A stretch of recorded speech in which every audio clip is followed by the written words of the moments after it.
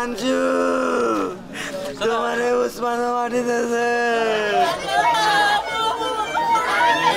প্রিয়জন হারানোর শোকে স্তব্ধ স্বজন ও এলাকাবাসী। মঙ্গলবার সকালে টাঙ্গাইলের সখীপুরে নেওয়া হয় তৃতীয় শ্রেণীর শিক্ষার্থী মেহনাজ আক্তার হুমায়রার মরদেহ।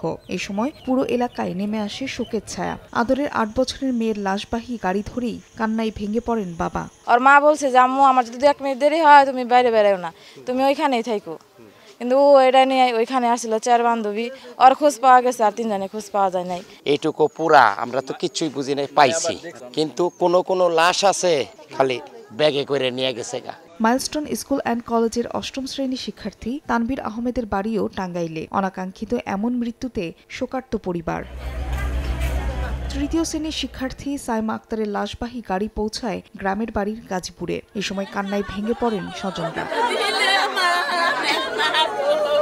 এদিকে বিমান বিধ্বস্তের পর মেয়েকে বাঁচাতে শ্রেণীকক্ষের দিকে ছুটে গিয়ে প্রাণ হারানো মা রজনী ইসলামকে দাফন করা হয়েছে কুষ্টিয়ার দৌলতপুরে। আগেই স্কুলের বাইরে চলে যাওয়ায় প্রাণে বাঁচলেও মাকে হারিয়ে কান্না থামছে না শিশু মেয়েটির। কোনো না কোনোভাবে উনি আঘাতপ্রাপ্ত হয় মাথার পেছনে এবং ওখানে উনি মৃত্যুবরণ করে।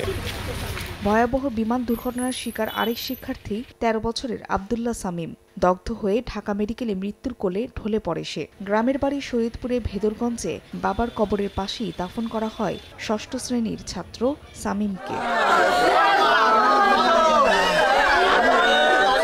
এছাড়া বাগেরহাটের চিতলমারীতে চিরশায়িত হল তৃতীয় শ্রেণীর শিক্ষার্থী ফাতেমা আক্তার। তার মরদেহ গ্রামের বাড়িতে পৌঁছালে হৃদয় বিদারক পরিবেশের সৃষ্টি হয়। ফাহরি ফারজানা, সময় সংবাদ।